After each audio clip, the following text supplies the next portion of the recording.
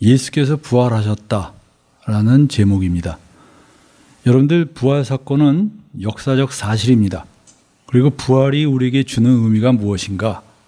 우리는 너무나 아주 부활에 대해서 잘 알고 있다고 생각하지만 정작 우리가 질문을 받으면 대답 못할 적이 참 많이 있습니다. 오늘 이 말씀들을 같이 나누면서 우리가 같은 교제를 하겠습니다. 여러분들, 예수님이 부활하셨습니다. 예수님의 부활은 역사적 사건입니다. 그냥 가상으로 만들어낸 이야기나 전설이 아니라 AD 33년 4월 초에 실제로 예수님이 역사적으로 부활하셨어요. 그 당시에 여러분들 그 빌라도가 유다를 다스렸을 때입니다. 예수님께서 이 부활하신 것은 역사적 사건입니다. 그래서 이거 그레고리력으로 4월 3일입니다. 어떻게 그렇게 정확히 아느냐? 그 여러분들 요새 컴퓨터 프로그램에 그 달력 계산하는 프로그램이 있습니다. 그 프로그램에 의해서 예수님이 돌아가신 그 해를 추정을 해보면 그 AD 33년 이스라엘의 6월절이 4월 1일이었어요. 근데 6월절 날 예수님이 돌아가셨거든요. 그리고선 제3일에 예수님이 부활하셨습니다. 사흘 만에 부활하신 게 아니고 서드 데이, 더 서드 데이에 부활하셨어요. 그래서 누가가 이 마태, 마가, 누가 중에 누가가 제일 나중에 썼는데 누가라는 사람이 굉장히 특이한 사람입니다. 누가는 유대인이 아니고 그 이방인으로 알고 있어요. 근데 그 사람이 의사였는데 아주 굉장히 면밀하게 살핀 사람입니다. 그래서 누가복음을 읽으면 감탄이 나옵니다. 어떻게 이 사람들이 이 자료들을 다 쫓아다니면서 모았을까? 근데 그 누가가 그런 얘기를 합니다. 다른 복음서는 그냥 사흘 만에 이렇게 쉽게 말했는데 누가는 the third day, 3day가 아니라 3일째에 부활하셨다고 딱 얘기합니다. 그러니까 뭐 이건 논란의 여지가 없습니다. 근데 너무나 많은 사람들이 뭐 예수님이 목요일날 돌아가셨다, 수요일날 돌아가셨다 막 그러는데 누가복음에는 그냥 칼이에요. 그냥 the third day.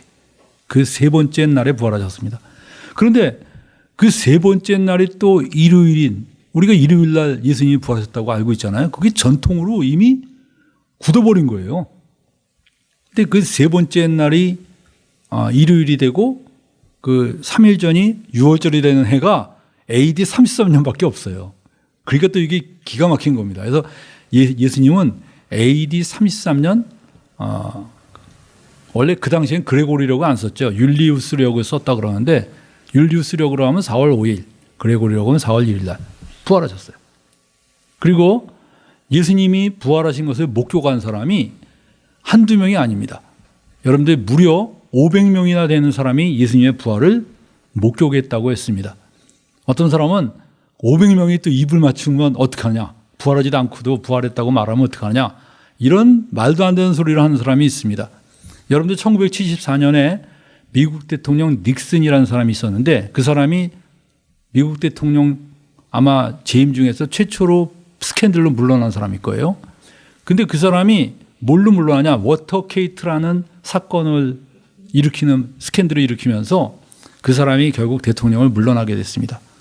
근데 그 물러나게 된 과정들이 참 재밌습니다. 그 워터게이트 사건의 내막을 알고 있는 사람이 닉슨의 측근 12명이었대요.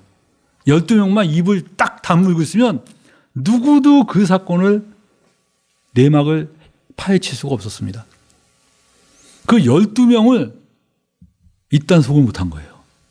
12명을 그 3주 동안을 입단속을 못한 거예요. 그래서 결국 내막이 터진 겁니다. 근데 그 중에 한 명이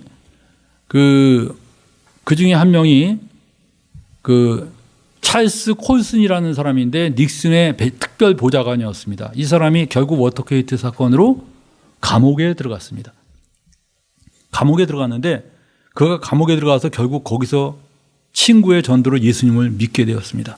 그가 예수님을 믿고 난 다음에 그는 추록한 후에 교도소 선교회를 설립하고 그리고 감옥에 있는 사람들을 전도하면서 평생을 보냈습니다. 근데 그의 글에 이런 글이 있습니다.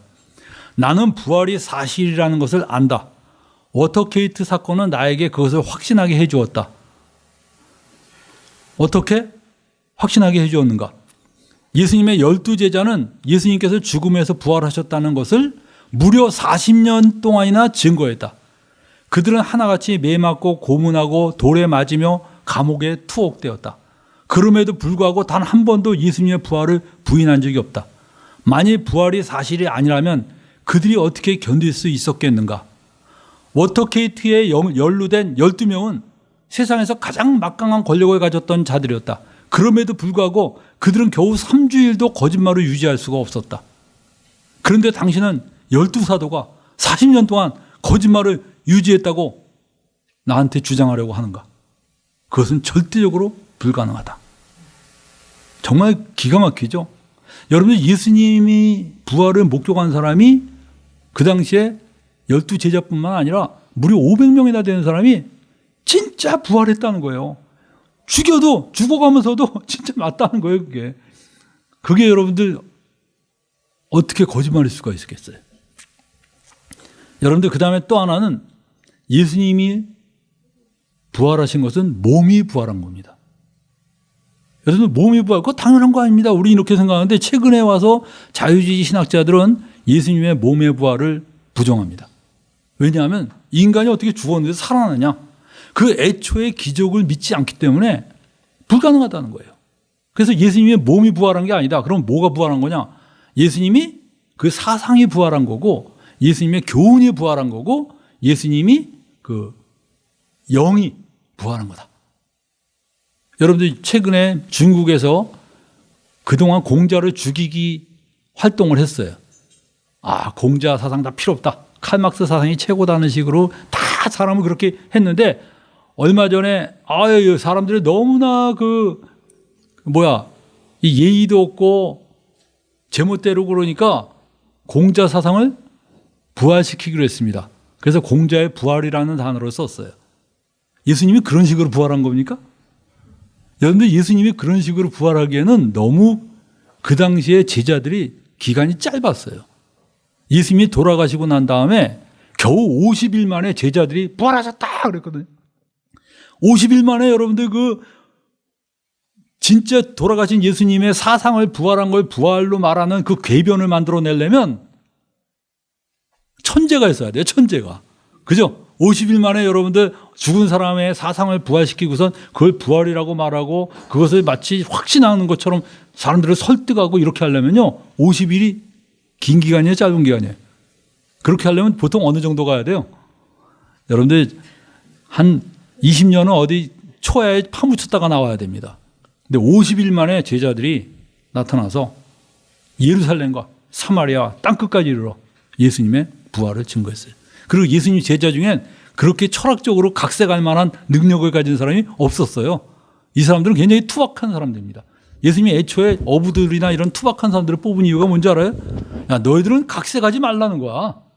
보고 들은 걸 그대로 말하는 거예요. 그대로. 그래서 그들은 보고 들은 걸 그대로 말하는 사람이에요. 그냥 스피커였어, 스피커. 그게 예수님의 그들을 뽑은 목적이에요. 나중에 여러분들 이 복음을 잘 깨닫고 정리한 사람이 바울이죠. 바울은 후대 예수님을 만나서 깨달았잖아요. 여러분들, 하나님께서 최초에 뽑은 제자, 12제자는요, 완전히 그거였어요. 그대로, 있는 그대로. 그래서 예수님의 부활은요, 몸의 부활입니다. 여러분들 이거를 양보하면 안 됩니다.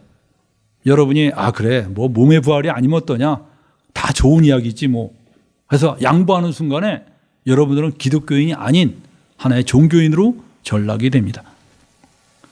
여러분들, 그래서 예수님은 부활하셨는데, 그럼 부활은 어떤 의미일까?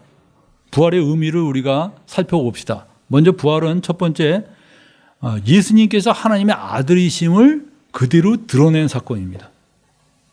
여러분들, 인간들 중에 예수님이 부활하셨다는 것은 인간들 중에 누구도 예수님과 견줄 사람이 없다는 거예요. 생각해 보세요. 여기 예수님이 부활하셨어요. 근데 여기는 죽었어. 근데 이 사람이 아주 교묘하게 기가 막히게 말을 했어요. 근데 여기는 아예 부활하셨어. 누구 말이 신뢰가 될까요? 누구 말이 진짜일까요? 죽은 후의 세계에 대해서 누구 말을 들어야 될까요? 여러분들 누구 말을 들어야 될 것 같습니까? 예? 석가모니가 죽어가면서 너희들은 법을 등불로 삼아서 도에 정진해라 하면서 죽었어요. 그 석가모니가 죽으면서 결국 자기도 죽음을 극복하지 못하면서 사람들에게 가르친 그 내용과 그 다음에 우리가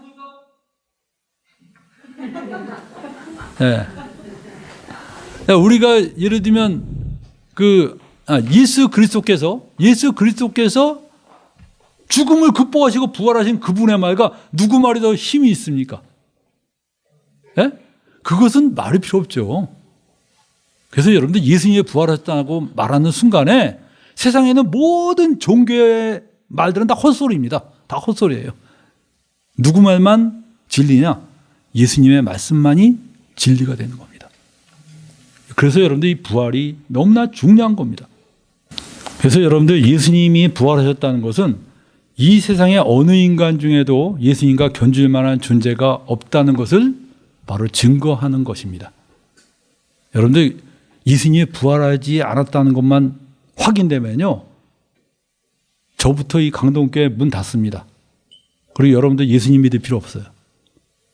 여러분들은 괜히 예수님 믿는다고 시간 낭비, 돈 낭비할 필요 없습니다. 그런데 예수님이 진짜 부활하셨다면 이 세상에서 가장 비참한 사람은 예수님 안 믿는 사람들이에요. 그건 비극입니다. 왜냐? 이 살아나신 분이 말씀하신 것을 안 믿고선 엉뚱한 사람들 말만 믿었다? 사기당하는 거죠. 그래서 여러분들 예수님은 부활하셨다는 것이 우리 기독교인들에게는 너무나 중요한 사건이에요.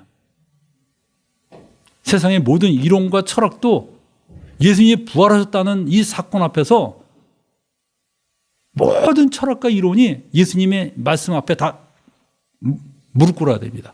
굴복해야 돼요. 그분이 부활하셨다면 그분의 말이 진리고 그렇지 않은 사람들은 다 가짜입니다. 그래서 여러분들 예수님의 부활은 우리 그리스도인에게 양보할 수 없는 아주 중요한 기준이에요. 네. 한번 보겠습니다. 그래서 여러분들 그 부활이 하나님의 아들이신 것이 증거가 됩니다. 그래서 성결의 영어로는 죽은 자들 가운데서 부활하사 능력으로 하나님의 아들로 선포되셨으니 곧 우리 주 예수 그리스도시니라. 여러분들 그래서 부활은 정말 우리에게 얼마나 중요한 의미인지 모릅니다.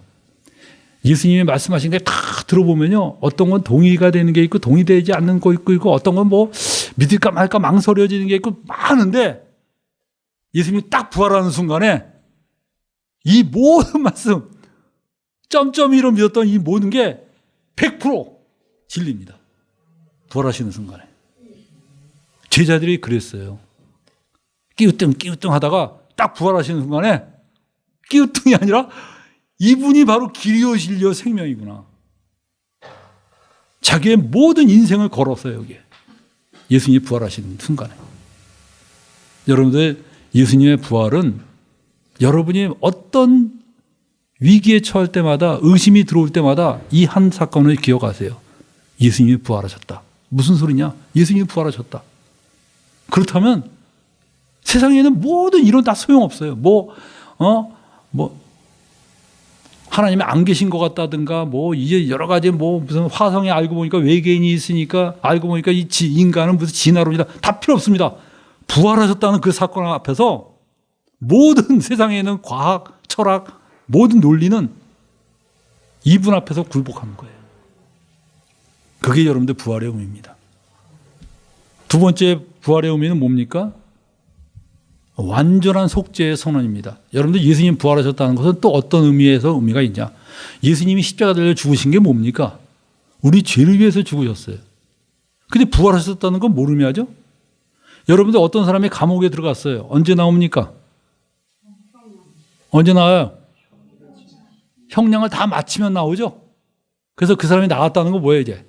죄값을 다 치렀다는 겁니다. 근데 여러분들 예수님이 부활하셨다는 건 뭘 의미합니까?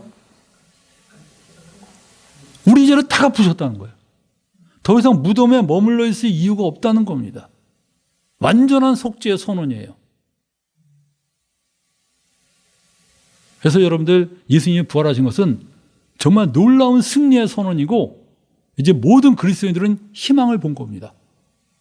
원수를 다 이기고 무덤에서 살아나셨네. 여러분들 그래서 구약에 보면 대제사장들이 1년에 한 번 그 성막에 들어갑니다. 그 지성소에 들어가요. 지성소에 들어가서 백성을 위해서 제사를 드립니다. 그동안에 백성들은 뭐 하고 있는지 아세요? 전부 성막 밖에 서서 기다리고 있습니다. 뭐 누워있거나 앉아있거나 그런 게 아닙니다. 굉장히 중요한 이 사건이에요. 제사장이 피를 들고 들어가서 백성을 위해서 속죄할 때 모든 백성이 서서 기다리고 있어요. 그런데 제사장이 들어가서 죽었대. 지성소에 들어가서. 그럼 끝입니다. 이거 하나님께서 속죄를 안 받아주신 거예요.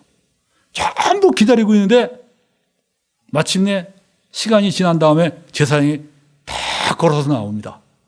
그럼 백성들이 할렐루야! 그 제사장이 나왔다는 건 뭘 의미합니까? 속죄가 끝난 거예요. 주님이 받아주신 거야. 여러분들 예수님이 부활하셨다는 게 그겁니다. 지성소에서 나오신 거예요. 자, 이제 너희들 죄가 다 속했다. 할렐루야.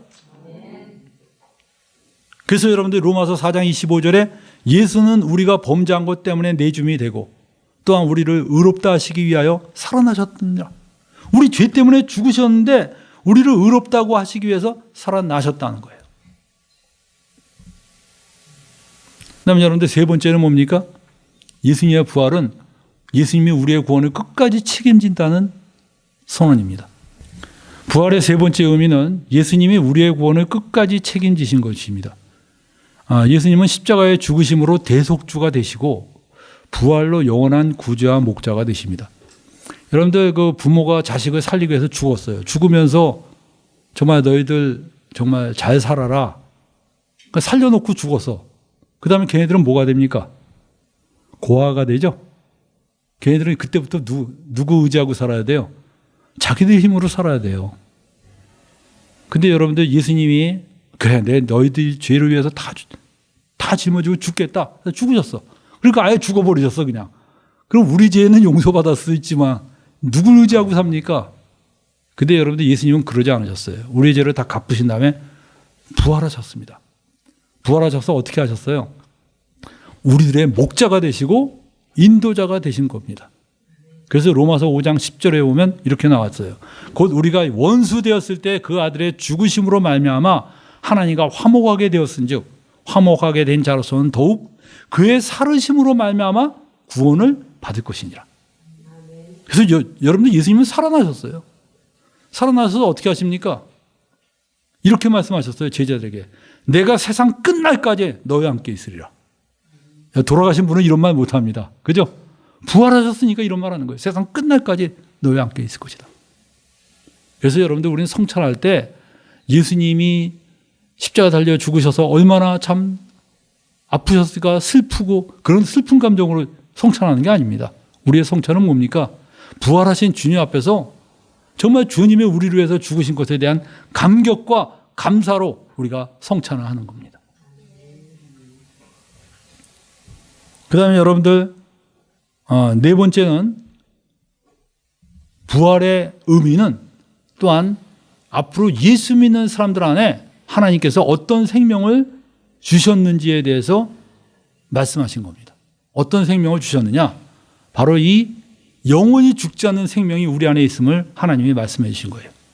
로마서 6장 4절에 보면 그러므로 우리가 그의 죽으심과 합하여 세례를 받음으로 그와 함께 장사되었나니 이는 아버지의 영광으로 말미암아 그리스도를 죽은 자 가운데서 살리신과 같이 우리로 또한 새 생명 가운데 행하게 하려 함이니라 이렇게 말했습니다. 여러분들 예수님이 죽으셨어요. 그런데 그 죽은 생명을 누가 살리셨어요? 하나님 아버지께서 살리셨어요. 이 기가 막힌 사건입니다, 여러분들. 사람이 죽었는데 그걸 살려놓은 거예요. 그것은 여러분 죽은 사람의 의지가 아니에요. 하나님께서 그 강력한 주권적 능력으로 살리신 거예요. 그렇다면 이 부활의 능력이, 이 부활을 시킨 이 능력이 누구한테 역사하느냐? 이게 예수 믿는 사람들 안에서 역사하신다는 거예요. 그래서 여러분이 예수님을 믿는 순간에 그 부활의 능력으로 하나님이 여러분을 이렇게 세우시는 겁니다. 그래서 사람이 거듭나는 거예요. 거듭나고 변화되고 새로운 인생을 살게 됩니다. 그래서 여러분들 우리 안에는 이 예수 그리스도의 생명이 있습니다. 아무리 옆 사람이 정말 별 볼 일 없어 보여도요, 그 사람 안에 예수의 생명이 있어요. 생명이 있어. 생명이 있다는 게 어마어마한 겁니다, 여러분들. 여기 대단히 유명한 사람이 있어도 그 사람 죽은 시체고, 여기는 아주 정말 별 볼 일 없는 사람인데 살아있어요. 누구를 먼저 챙겨야 됩니까? 살아있는 사람을 챙겨야 되죠. 생명이 얼마나 귀중합니까, 여러분들? 생명은 굉장히 귀중한 거예요. 근데 우리들 예수 믿는 사람들 안에 이 예수님의 생명이 들어있다는 거예요. 그렇기 때문에 우리는 달라요. 세상 사람들하고 다른 그 존귀한 자입니다. 왜냐? 예수 그리스도의 생명이 우리 안에 있기 때문에 그래요. 그렇기 때문에 여러분들, 우리들은 세상에서 빛이요 생명이, 빛이요 소금이고, 하나님이 보실 때 우리들은 전부 존귀한 자들입니다. 그래서 예수님도 말씀하시기를 나는 부활이요 생명이니 나를 믿는 자는 죽어도 살겠고 살아서 나를 믿는 자는 영원히 죽지 아니하리라, 이렇게 말씀하셨습니다. 그리고 사도 바울도 이런 얘기를 했어요. 우리가 이 보배를 질그릇에 가졌으니 이는 심히 큰 능력은 하나님께 있고 우리에게 있지 아니함을 알게 하려 함이라. 고린도후서 4장 8절에 보면 그는 이렇게 말했습니다. 우리가 사방으로 우겨쌈을 당하여도 쌓이지 아니하며 답답한 일을 당하여도 낙심하지 아니하며 박해를 받아도 버림받지 아니하며 거꾸로 뜨림을 당하여도 망하지 아니하고 우리가 항상 예수의 죽음을 몸에 짊어짐은 예수의 생명이 또한 우리 몸에 나타나게 하려 함이라. 우리 살아있는 자가 항상 예수를 위하여 죽음에 넘겨짐은 예수의 생명이 또한 우리 죽을 육체에 나타나게 하려 함이라 그랬어요. 그래서 여러분들, 우리 예수 믿는 사람들 안에 이 예수의 생명이 있어요. 여러분들 예수 믿는 게 저기 예수님 저기 계시다, 그거 믿는 게 믿는 게 아니에요. 이런 걸 믿어야 돼요. 내 안에 예수의 생명이 있다, 이런 거 믿는 게 믿는 거지. 나 저기 예수님 계신 거 믿는다, 저기 하나님이 계신 거 믿는다, 하늘에 하나님이 계신 거 믿는다, 그거 믿으면, 그런 믿음은요 귀신도 갖고 있다 그러세요. 귀신도 저기 하나님 계신 거 알아요. 우리는 뭘 믿어야 되냐? 이런 거 믿어야 돼요. 내 안에 예수의 생명이 있다, 부활의 생명이 내 안에 있다. 그것만 믿는 게 아니라 우리 옆에 있는 형제에도 부활의 생명이 있다는 걸 믿어줘야 돼요. 그것이 여러분들 신앙인이 가지는 올바른 태도입니다. 그리고 여러분들, 다섯 번째는 예수님이 부활하신 것은 우리들도 미래에 부활할 것인 것을 보여주신 거예요. 성경에 보면 예수님이 부활의 첫 열매가 되셨다, 이렇게 말하셨어요. 여러분들, 예수님이 재림하실 때 우리 성도들도 다 부활할 겁니다. 우리가 부활하는 건 영의 부활이 아니라 바로 이 몸이 부활할 거예요. 그래서 고린도전서 15장 20절 22절에 어떤 말씀이 있느냐? 그러나 이제 그리스도께서 죽은 자 가운데 다시 살아 잠자는 자들의 첫 열매가 되셨도다. 사망이 사람으로 말미암았으니 죽은 자의 부활도 사람으로 말미암는도다. 아담 안에서 모든 사람이 죽은 것 같이 그리스도 안에서 모든 사람이 삶을 얻으리라 그랬어요. 그래서 예수님께서 바로 부활하셨기 때문에 우리도 소망을 갖게 된 거예요. 아, 예수의 생명이 우리 안에도 있기 때문에 우리도 미래에는 저렇게 하나님께서 부활시키실 거구나. 우리가 이제 부활한 몸으로 살게 될 것이구나. 이것을 우리는 믿어야 되는 것입니다. 여러분들, 부활을 믿지 않는 그리스도인은 그는 참된 그리스도인이 아닙니다. 우리가 어떤 청년이 한번 우리 교회 와서 그런 얘기 하더라고요. 자기는 이제 예수님이 부활하지 않았다고 하더라도 자기는 예수님을 믿는데 지장이 없다는 거예요. 그래서 내가 나오지 말라 그랬어요. 그냥 우리 교회. 무슨 소리냐? 본인이 아주 자유지신하게 너무나 물들어갖고 이제 예수님의 부활이 몸이 부활하지 않아도 아무 문제 없다. 그럼 도대체 뭘 믿냐? 하나님 저기 계시다는 거 믿느냐?